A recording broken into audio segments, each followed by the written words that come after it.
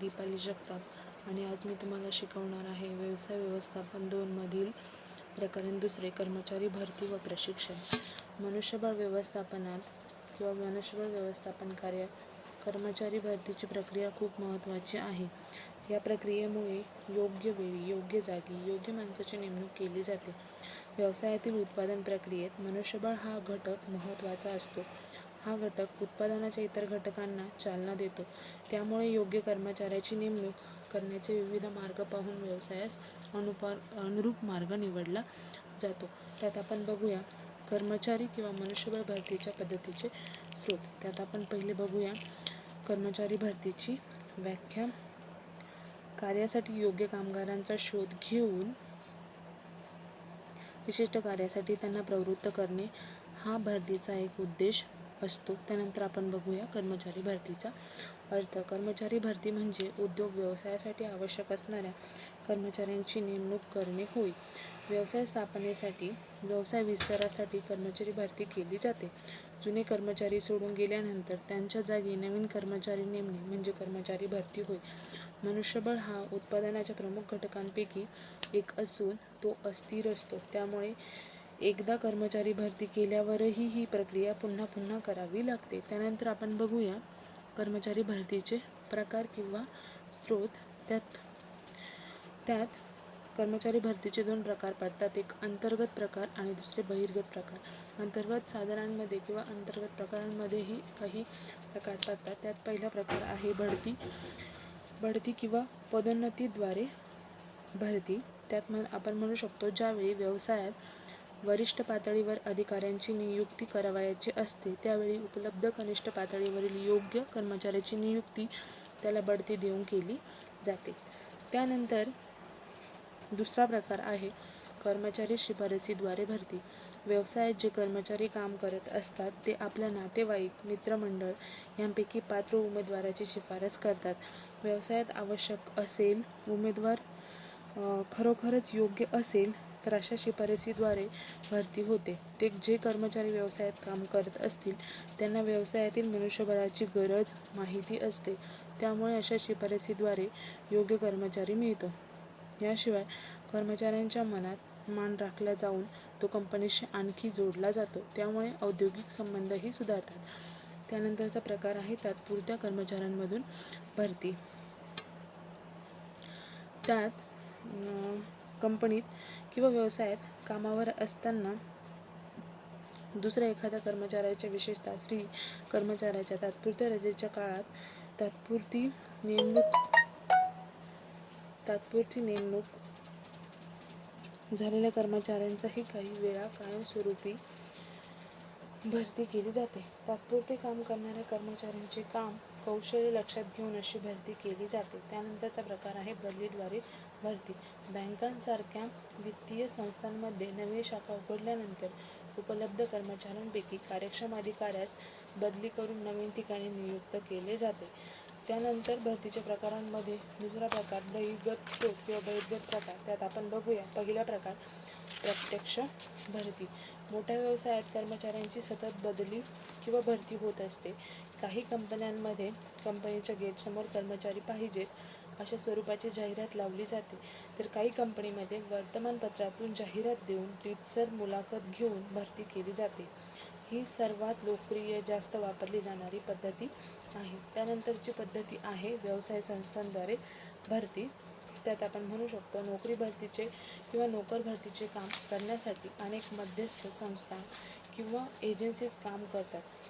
त्यांच्याकडे असलेले नोंदणीकृत उमेदवार आणि व्यवसाय कंपन्या यांनी केलेली कर्मचाऱ्यांची मागणी यांची सांगड घालून कंपन्यांना योग्य उमेदवार मिळवून देण्याचे काम या खाजगी संस्था करतात. इंटरनेटवरील नोकरी.com सारख्या साईट्सचा वापर करून कर्मचारी भरती केली जाते. या सर्व मध्यस्थ संस्था खाजगी असतात. कंपन्यांचे कर्मचारी भरतीचे काम यामुळे सोपे होते. जाहिरात देणे, अर्जाची छाननी, लेखी परीक्षा यावर कंपन्यांचा खर्च करावा लागत नाही. उमेदवारांनाही नोकऱ्यांच्या उपलब्धता नक्की कोठे आहेत हे लगेच समजते. त्यानंतरचा मुद्दा किंवा त्यानंतरचा प्रकार आहे रोजगार किंवा विनिमय केंद्राद्वारे भरती सरकारतर्फे चालवल्या जाणाऱ्या रोजगार विनिमय केंद्रातूनही कर्मचाऱ्यांची भरती केली जाते. विशेषतः सरकारी नोकऱ्यांसाठी या विनिमय केंद्रातून भरती केली जाते. उमेदवार येथे नाव नोंदवतो, त्यानंतर त्याला एक कार्ड मिळते. उमेदवारांच्या शिक्षणासाठी जेथे नोकरी उपलब्ध आहे त्या संबंधीची माहिती उमेदवारास दिली जाते. त्यानुसार मुलाखत वगैरे प्रक्रियांमधून त्याची निवड होते. सरकारी कंपन्यांना एकूण भरतीपैकी काही भरती रोजगार विनिमय केंद्राद्वारे करावी लागते. हे सरकारी भरती केंद्र असल्याने सरकारी नोकरी मिळवण्यासाठी नाव नोंदवणे अत्यंत आवश्यक असते. नोकऱ्यांच्या उपलब्धतेनुसार नोकऱ्या मिळतात. काही वेळा 2 ते 3 वर्षांनंतरही चांगल्या सरकारी नोकरीची बोलावणी आल्याचे उदाहरण आहेत. त्यानंतरचा प्रकार आहे शैक्षणिक संस्थांद्वारे भरती. काही कंपन्या कर्मचारी भरतीसाठी शैक्षणिक संस्थांचे सहाय्य घेतात. पदवी परीक्षांच्या शेवटच्या वर्षात गुणवान विद्यार्थ्यांची एक यादी कंपनीकडे पाठवली जाते. सेवा योजक किंवा कोऑर्डिनेटर कंपनीच्या गरज आणि लायक विद्यार्थी यांचा समन्वय साधून विद्यार्थ्यांना नोकरी मिळवून देतात. विशेषतः इंजिनिअरिंग, व्यवस्थापन या क्षेत्रातील शैक्षणिक संस्थांमधून अशी निवड केली जाते. कॅम्पस सिलेक्शन पद्धतीमुळे विद्यार्थ्यांच्या हातात पदवी आणि नोकरी एकाच वेळी मिळू शकतात. त्यानंतरचा प्रकार आहे कामगार संघटना किंवा अधिकाऱ्यांमार्फत भरती. मोठमोठ्या कंपन्यांमध्ये ही पद्धती वापरली जाते. कामगार संघटनेमधील अधिकारी वेगवेगळ्या औद्योगिक क्षेत्राच्या गरजेनुसार उमेदवार निवडून कर्मचारी भरती करतात. त्यानंतरचा प्रकार आहे ठेकेदारी पद्धतीद्वारे भरती. कारखान्यांना, व्यवसायांना जेव्हा कर्मचाऱ्यांच्या मोठ्या प्रमाणावर गरज भासते, विशेषतः अकुशल कामगारांची गरज भासते, तेव्हा या पद्धतीचा वापर केला जातो. व्यवस्थापन कामगार पुरविण्यासाठी निविदा किंवा टेंडर काढतात. ठेकेदार निविदा भरतात. अशा ठेकेदारांची निविदा मंजूर होईल तो ठेकेदार करत तत्त्वावर मंजूर अकुशल कामगार पुरवण्याचे काम करत असतो. यामध्ये ठेकेदाराला कमिशन मिळते व अकुशल कामगारांनाही काम मिळू शकते. त्यानंतर आपण बघूया कर्मचारी निवड प्रक्रिया. कुठल्याही व्यावसायिक संस्थेच्या यशामध्ये योग्य व सक्षम कर्मचारी यांचे योगदान महत्त्वाचे असते. त्यामुळे संस्था चालकांनी किंवा व्यवस्थापकांनी कर्मचाऱ्यांची अत्यंत लक्षपूर्वक निवड करणे गरजेचे असते. आजकालच्या युगात सुशिक्षित अनुभवी कर्मचाऱ्यांची मुबलक उपलब्धता दिसून येते. अशा परिस्थितीतही योग्य उमेदवाराची निवड करणे ही प्रक्रिया अतिशय महत्त्वाची ठरते. आता आपण बघूया कर्मचारी निवड प्रक्रियेचा अर्थ. कर्मचारी निवड प्रक्रिया म्हणजे व्यवसाय संघटनेत कोणत्या प्रकारचे कर्मचारी आवश्यक आहेत याचा शोध घेणे व योग्य कर्मचारी निवडून त्याची नियुक्ती करणे होय. आता कर्मचारी निवड प्रक्रियेच्या काही स्टेप्स आहेत त्या आपण बघूया. पहिला टप्पा आहे कर्मचाऱ्यांची मागणी निश्चिती. व्यवसायामध्ये वेगवेगळे विभाग कार्यरत असतात. प्रत्येक विभाग प्रमुख आपल्याला आवश्यक असणाऱ्या कर्मचाऱ्यांची मागणी मुख्य अधिकाऱ्यास कळवतो. त्यामुळे निवड समितीस एजन्सीला एकूण किती कर्मचारी नियुक्त करायचे आहेत हे समजते. त्यानंतरची स्टेप आहे जाहिरात. कर्मचारी भरतीसाठी विविध माध्यमांतून जाहिराती दिल्या जातात. Naukri.com सारख्या वेबसाईट्स, वर्तमानपत्रे, रेडिओ, रोजगार विनिमय केंद्र याद्वारे जाहिरात प्रसिद्ध केल्या जातात. जाहिरातीमध्ये ज्या पदासाठी नियुक्ती करायची आहे ते पद, अनुभवाची व शिक्षणाची अपेक्षा, कंपनीचा पत्ता, वॉक इन इंटरव्ह्यू असल्यास मुलाखतीची तारीख व वेळ यासंबंधीची माहिती प्रसिद्ध केली जाते. त्यानंतरची स्टेप आहे अर्ज स्वीकृती. जाहिरातीस प्रतिसाद मिळून कंपन्यांकडून विविध उमेदवारांकडून अर्ज येतात. ते स्वीकारून छाननी करून पात्र उमेदवारांना मुलाखतीस बोलवले जाते. त्यानंतरचा टप्पा आहे लेखी परीक्षा. कर्मचाऱ्यांची निवड करण्यापूर्वी उमेदवारांची लेखी परीक्षा घेतली जाते. या परीक्षेमध्ये उमेदवारांची बौद्धिक पातळी, स्मरणशक्ती, आकलनशक्ती, निर्णयक्षमता तपासून पाहिली जाते व त्या पदासाठी आवश्यक असलेल्या शारीरिक चाचण्याही घेतल्या जातात. लेखी परीक्षेत उत्तीर्ण झालेल्या उमेदवारांना वैयक्तिक मुलाखतीसाठी बोलवले जाते. त्यानंतरचा टप्पा आहे वैयक्तिक मुलाखत. वैयक्तिक मुलाखतीमुळे उमेदवाराचे वागणे, बोलणे, विचारांची पद्धत, मॅनर्स, कंपनीसाठी तो योग्य ठरेल अथवा नाही या सर्व गोष्टींची कल्पना येते. त्यामुळे निवड प्रक्रिया सोपी होते. वैयक्तिक मुलाखतीत योग्य वाटलेल्या उमेदवारास कामाची चाचणी परीक्षा देण्यात सांगितले जाते. तीच पुढची स्टेप आहे कामाची चाचणी किंवा टेस्ट. उमेदवारास तांत्रिक काम सोपवायचे असल्यास एखादे काम देऊन ते करण्यास सांगितले जाते. ऑफिस वर्क असेल तर त्या प्रकारचे काम सोपवले जाते. उदाहरणार्थ कम्प्युटर टायपिंगच्या कामासाठी उमेदवार निवडायचा असल्यास त्यास त्या प्रकारचे थोडे काम दिले जाते व सोबतच इतरही चाचण्या घेतल्या जातात. त्यानंतरची स्टेप आहे इतर चाचण्या. आता यामध्ये स्वाभाविक कल परीक्षा, त्यालाच आपण म्हणतो ॲप्टिट्यूड टेस्ट, बौद्धिक परीक्षा, आवड परीक्षा, व्यक्तिमत्व चाचणी, शारीरिक अथवा वैद्यकीय तपासणी केली जाते. त्यानंतरची स्टेप आहे संदर्भाची पडताळणी. उमेदवाराने अर्जासोबत जे संदर्भ दिले आहेत ते पडताळून पाहिले जातात. उदाहरणार्थ उमेदवाराने अर्जात 2 प्रतिष्ठित व्यक्तींची नावे व पत्ते दिलेले असतात, ते पडताळून पाहिले जाते. त्यानंतरचा स्टेप आहे अंतिम निवड. उमेदवाराची पूर्ण माहिती, क्षमता लक्षात घेऊन निवड समितीत चर्चा करून अंतिम निवड केली जाते. उमेदवाराची यादी निश्चित केली जाते. काही वेळा उमेदवाराची तात्पुरती निवड केली जाते आणि त्याचे काम पाहून अंतिम निवड केली जाते. हा कालावधी 6 महिने 1 वर्ष इतकाही असू शकतो. या कालावधीत मिळणारा पगार, भत्ते, सवलती वेगळ्या असतात. हा कालावधी संपल्यानंतर उमेदवारास कायम नियुक्तीचे पत्र दिले जाते. त्यानंतरची स्टेप आणि लास्ट स्टेप आहे नियुक्तीपत्र. अंतिम निवड झाल्यानंतर उमेदवारास नियुक्तीपत्र पाठवले जाते. त्यामध्ये नोकरीत रुजू होण्याची तारीख, हुद्दा, पगार या गोष्टी नमूद केलेल्या असतात. नियुक्तीपत्र स्वीकारल्यानंतर उमेदवाराने होकार कळवल्यानंतर उमेदवारास कंपनीत नियुक्त झाले असे म्हणण्यात येते. त्यानंतर आपण बघणार आहोत मुलाखतीचे प्रकार. मुलाखतीच्या प्रकारांमध्ये पहिला प्रकार आहे नियोजित मुलाखत. या प्रकारच्या मुलाखतीमध्ये मुलाखतीचे ठिकाण, वेळ याचबरोबर उमेदवाराला व्यवसायासंबंधी, उमेदवाराच्या पात्रतेसंबंधी माहिती देता येईल अशी मार्गदर्शक प्रश्नावली तयार केली जाते. ही प्रश्नावली भरून दिली की मुलाखतीची पहिली प्रक्रिया संपते. त्यानंतर उमेदवाराची उत्तरे पडताळून पाहून पुढील प्रक्रिया ठरवली जाते. मार्गदर्शक प्रश्नावली तयार करण्यासाठी मनुष्यबळ व्यवस्थापन विभागाचे सहकार्य घेतले जाते. आता त्यानंतरचा प्रकार आहे अनियोजित मुलाखत. या प्रकारच्या मुलाखतीमध्ये उमेदवाराला कोणत्याही प्रकारची प्रश्नावली दिली जात नाही. हा प्रत्यक्ष मुलाखतीचाच एक प्रकार आहे. उमेदवाराशी प्रत्यक्ष बोलून, त्याला प्रश्न विचारून वेगवेगळ्या पद्धतीचे त्याचे ज्ञान पडताळून पाहिले जाते. मुलाखतीच्या या प्रकारामुळे कर्मचारी निवडीची प्रक्रिया कमी वेळात पूर्ण केली जाते. त्यानंतरचा प्रकार आहे समूह मुलाखत. ही मुलाखत एका व्यक्तीची नसून 2, 4, 6, 10 अशा व्यक्तींची एकत्रितपणे घेतलेली मुलाखत असते. प्रत्येक उमेदवाराची वेगवेगळी मुलाखत न घेता काही उमेदवारांचा एक ग्रुप केला जातो. मुलाखत घेणारे लांबून त्याचे निरीक्षण करून त्यानुसार निवड करतात. नंतरचा प्रकार आहे मुलाखत समिती किंवा मुलाखत मंडळ.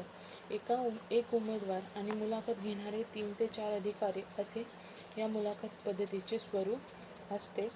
त्यानंतरचा प्रकार आहे दबावतंत्र मुलाखत. या मुलाखत मंडळाकडून घेतल्या जाणाऱ्या मुलाखतीसारखाच एक प्रकार आहे. वेगवेगळ्या प्रकारच्या कृत्रिम दबाव निर्माण करणारी परिस्थिती निर्माण करून उमेदवारावर त्याचा काय परिणाम होतो, अशा परिस्थितीत तो कोणते निर्णय घेतो त्यानुसार त्याची निवड केली जाते. त्यानंतरचा प्रकार आहे तात्काळ मुलाखत.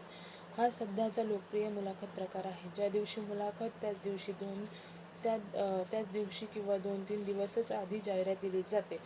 उमेदवारास अर्ज घेऊन मुलाखतीच्या ठिकाणी हजर होतात व निवड प्रक्रियाही लगेच होऊन उमेदवारास त्याची त्वरित निर्णय कळवला जातो. आणि शेवटचा प्रकार आहे निरोप मुलाखत. कर्मचाऱ्यांची भरती करताना त्याला वेगवेगळे प्रकार आजमावून पाहिले जातात. व्यवसायासाठी योग्य वाटल्यास नियुक्ती केली जाते. मात्र काही व्यवसाय संघटनांमध्ये कर्मचारी जेव्हा नोकरी सोडून जातो तेव्हा त्याची मुलाखत घेतली जाते. नोकरी सोडण्याची कारणे जाणून घेण्याबरोबरच व्यवसायातील दोष, उणिवाही यामुळे लक्षात येतात व व्यवसायाकडे तटस्थपणे बघितले जाते. त्यामुळे व्यवसायातील कार्यक्षमता वाढविणे, कामाचा दर्जा सुधारणे, शक्य असल्यास कर्मचाऱ्याची पुनर्नियुक्तीही होऊ शकते. त्यानंतर आपण बघणार आहोत मुलाखतीचे तंत्रे. मनुष्यबळ हा व्यवसायाचा एक प्रमुख घटक आहे. ज्या व्यवसायात चांगले काम करणारी माणसे मिळतात तो व्यवसाय निश्चितपणे यशस्वी वाटचाल करतो. योग्य वेळी योग्य कर्मचाऱ्यांची नियुक्ती करणे हे मनुष्यबळ व्यवस्थापनाचे प्रमुख कार्य आहे. त्यात आहेत मुलाखतीची काही तंत्रे. त्यात पहिलं आहे पूर्वतयारी. मुलाखत देणाऱ्या व्यक्तीने मुलाखतीची पूर्वतयारी करावी. त्यानंतर आहे मुलाखतीचे वापरण्यात येणारी सामग्री किंवा तंत्रज्ञान. मुलाखत वेगवेगळ्या कारणांसाठी घेतली जाते. दूरचित्रवाणी, सॉफ्टवेअर कंपन्या, सरकारी नोकऱ्या अशा अनेक क्षेत्रात नोकऱ्यांसाठी मुलाखत घेतली जाते. मुलाखत देण्यापूर्वी या क्षेत्रातील आधुनिक तंत्रज्ञान, वापरण्यात येणारी सामग्री जशी संगणक, स्लाइड्स याविषयी माहिती करून घ्यावी. मुलाखत घेणाऱ्याकडून या साधनांद्वारे मुलाखतकाराचे ज्ञान अभ्यासून पडताळून पाहिले जाते. त्यानंतर आहे सहजपणा. मुलाखत देणारे आपल्या वागण्या बोलण्यात सहजता ठेवावी. आपण जसे आहोत तसे वागावे, बोलावे. वेगळे कोणतरी दाखवण्याचा प्रयत्न करू नये. मुलाखत घेणाऱ्याने सहज वृत्तीचे तंत्र वापरून मुलाखतकाराचे अवघड वाटू देऊ नये. त्यानंतरचं तंत्र आहे शिष्टाचार किंवा मॅनर्स. मुलाखत देणाऱ्याने वेल मॅनर्स, शिष्टाचार संमत वागणे ठेवावे.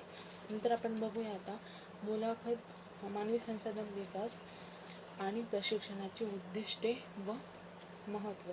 त्यात आपण पहिले बघूया उद्दिष्टे. त्यात पहिलं आहे कर्मचाऱ्यांमध्ये विशिष्ट योग्यता किंवा कौशल्य निर्माण करणे. काही वेळा व्यवसाय संघटनात उत्पादन घटक मुबलक असतात, परंतु त्याचा वापर करण्यासाठी कुशल कर्मचाऱ्यांची उपलब्ध नसतात.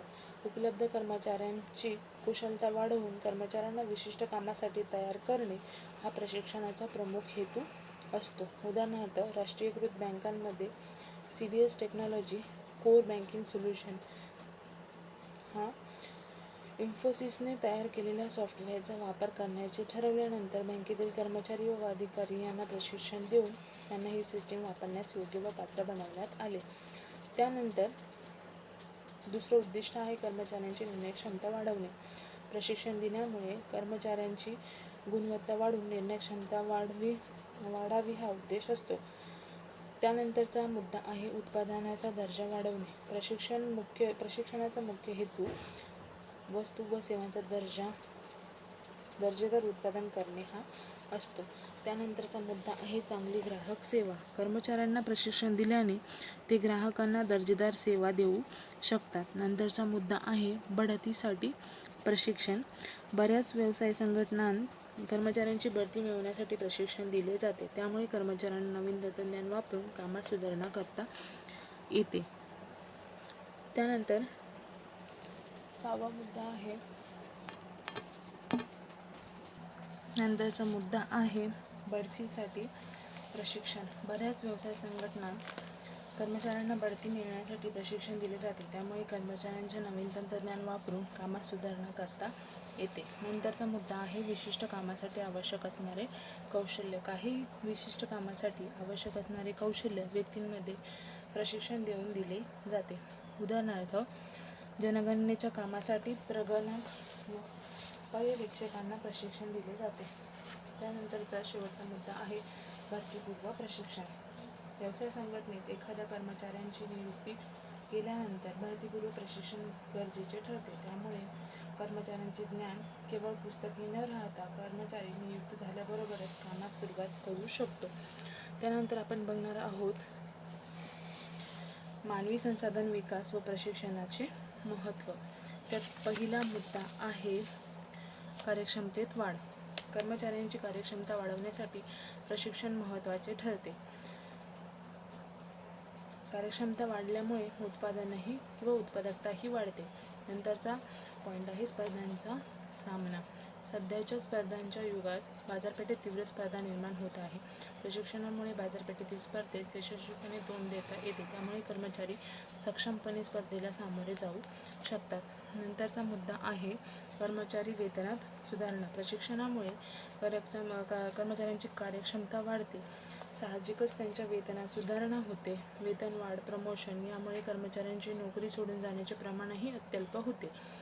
नंतर 6वा मुद्दा आहे व्यक्तिमत्व विकास. प्रशिक्षणामुळे कर्मचाऱ्यांच्या आत्मविश्वासात वाढ होते. तांत्रिक भाषिक संवाद कौशल्य वाढतात. कामाचा दर्जा चांगला होतो. कामाचे समाधानही मिळते. नंतरचा मुद्दा आहे नफ्यात वाढ. प्रत्येक व्यवसायात अंतिम उद्दिष्ट नफा मिळवणे हे असते. प्रशिक्षणामुळे नफ्यात वाढ होण्यासाठी प्रत्यक्ष व अप्रत्यक्ष मदत होते. उत्पादनाचा दर्जा सुधारतो. कर्मचारी अचूकपणे व वेगाने काम करू लागतात.